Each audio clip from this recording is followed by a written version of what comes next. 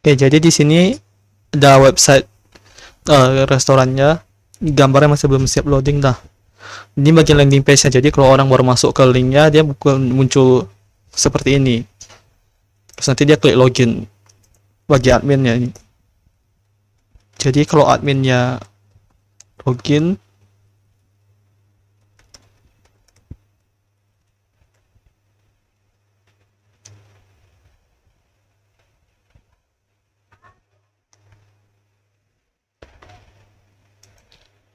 nanti di dashboard bisa pilih di POV kasir.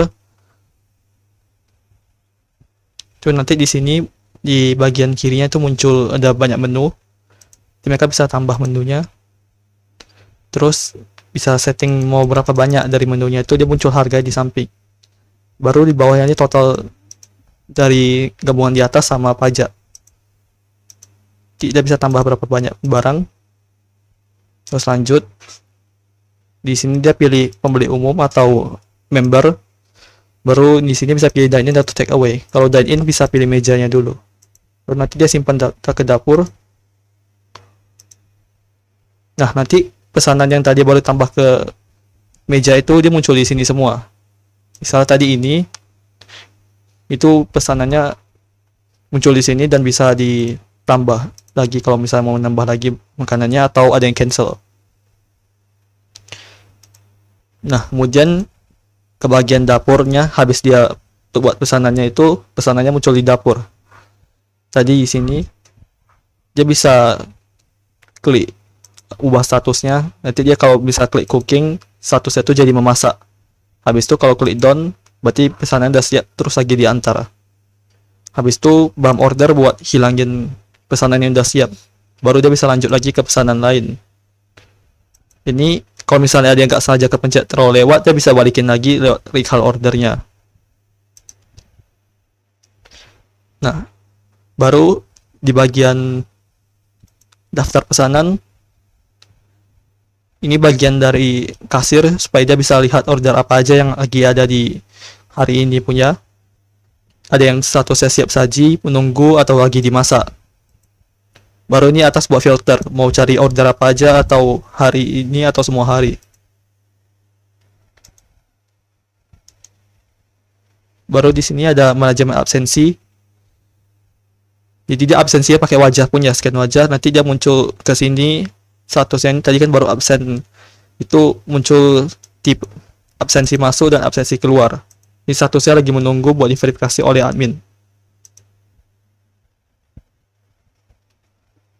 Lanjut ke laporan keuangan. Nanti setelah semua pesanannya itu dibuat dan diproses itu, transaksinya dicatat di sistem.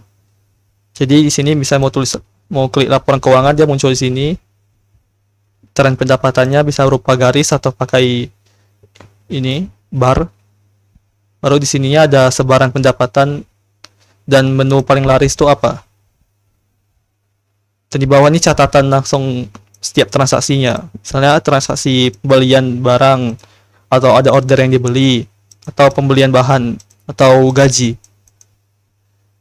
Jadi manajer itu bisa langsung kasih data gaji ke karyawannya lewat sini. Misalnya generate slip, terus ke bulan yang mau disetting, bisa sekarang karena bulan Juni sudah disetting kemarin semuanya, dia bisa ke bulan Juli aja. Jadi ada 3 karyawan ini, bisa dibuat slipnya sesuai gaji yang dicatat di sini. Ini kan 3,8 juta, bisa buat slipnya langsung. Nah, baru di sini bisa setting potongannya, tunjangannya berapa, bonusnya berapa, terus dia berapa hari ada ikut shift malam, berapa kali jam lembur, dan potongan lain kalau ada. Setelah dibuat gitu bisa dicetak.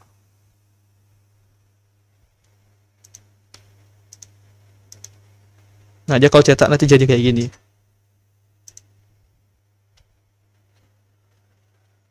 Nah, kemudian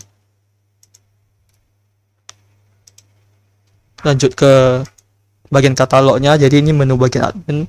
Jadi dia bisa nambah katalog di sini, nambah menu. Dia bisa taruh foto, nama, deskripsi, harga, dan setting opsional lain. Terus bisa bikin paket baru, bisa setting topping, dan sistem promo. Jadi kalau misalnya admin mau nambah promo baru itu bisa taruh nama promo, kodenya, deskripsi, terus foto dari promonya, bannernya itu, terus kondisinya itu. Jadi dia harus pembelian minimal berapa, beli barang apa, berapa banyak, dan dia dapat diskonnya bisa berapa persen, berapa rupiah, atau dapat barang tertentu. Misalnya tadi di sini ada diskon grand opening, kalau beli 2 barang dapat diskon 15%. Dia masa berlakunya selamanya gitu. Baru di stok bahan baku, ini buat setting bahan belakangnya itu. Jadi ada gula pasir atau strawberry atau tepung terigu itu dicatat di sistemnya juga. Jadi kalau misalnya ada dari manajer atau stoker itu ngebeli barang, dia kecatat di sini harga belinya berapa dan berapa stoknya dan tanggal kadaluarsa dari batch itu. Baru ini mutasi bahan buat kalau misalnya pakai bahannya, dia bisa bikin bahannya tuh keluar atau masuk. Kalau misalnya keluar berarti habis dipakai, kalau masuk berarti nambah barangnya lagi. Kemudian ini beralih ke UI meja. Ini kalau misalnya customer nge-scan di mejanya itu, dia bakal muncul seperti ini.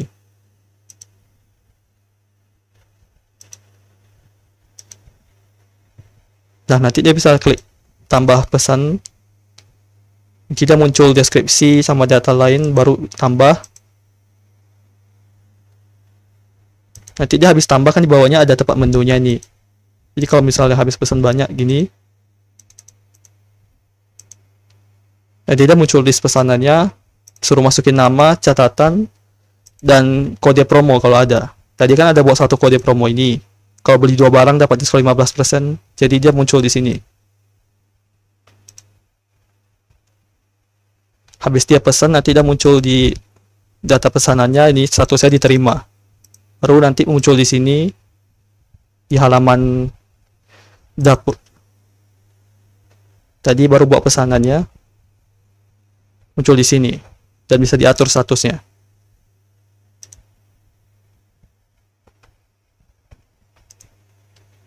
Nah, lanjut lagi ke bagian karyawan. Ini bagian terakhirnya buat bagian HRD, yaitu bisa nambah data karyawannya. Nanti dia bisa ambil foto, ini foto buat absensi ya, jadi harus manajernya yang tambahin. Lalu pilih dia jabatannya apa, nomor telepon, nama lengkap, email, dan data usernya kalau dia bisa login, kemudian gaji bulanannya. Dan di sini buat setting jabatannya, jadi bisa nambah jabatan. Misalnya sini udah ada manajer, kasir, chef, dan waiter, bisa nambah jabatan untuk stoker lagi misalnya.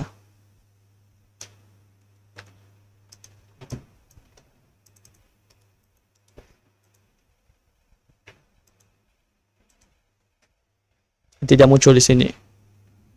Lalu ini bagian user.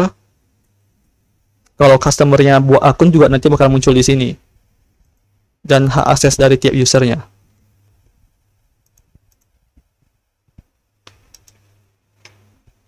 Dan ini bagian kelola sistemnya, kalau mau ganti nama dari websitenya atau mau ganti lokasi tokonya itu bisa dicatat langsung gunakan lokasi saat ini atau masukin manual. Oke, jadi sekian dari penjelasannya. Terima kasih.